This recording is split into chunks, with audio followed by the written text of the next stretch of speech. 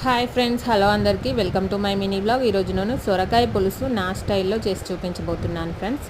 చాలా సింపుల్గా అండ్ మంచి టిప్స్తో సువాసనగా కమ్మగా వాసన కమ్మటి రుచితో ఎలా చేయాలో చూపిస్తాను ఫ్రెండ్స్.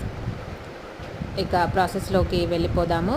ముందుగా స్టవ్ ఆన్ చేసి ఆయిల్ వేసుకొని అందులో ఆవాలు, జీలకర్ర, పచ్చిమిర్చి, ఉల్లిపాయలు, అందులోనే వెల్లుల్లి రెబ్బలు వేసుకోవాలండి. అల్లం వెల్లుల్లి పేస్ట్ వేయకూడదు పులుసులో. తర్వాత అందులోకి పసుపు వేసేసి సొరకాయ ముక్కలు వేసి కాసేపు ఆయిల్లో ఫ్రై అయిన తర్వాత ఉప్పు, కారం వేసి మూత పెట్టి మగ్గించుకోవాలి. తర్వాత చింతపండు రసం యాడ్ చేసేసుకొని చక్కగా మరిగించుకోవాలి. పులుసు మరుగుతుండగా జీలకర్ర, మెంతుల పొడి అండ్ కరివేపాకు వేసి మరి కాసేపు మరిగించుకోవాలి. లాస్ట్లో ధనియాల పొడి వేసేసి కాసేపు అంతా మిక్స్ అయ్యేలాగా కలిపేసుకొని స్టవ్ ఆఫ్ చేసేసుకోవడమే. అంతే అండి, చాలా సింపుల్గా సొరకాయ పులుసు రెడీ అయిపోయింది. దీని డీటెయిల్ రెసిపీ లింక్ ఇస్తాను చూడండి. Thank you.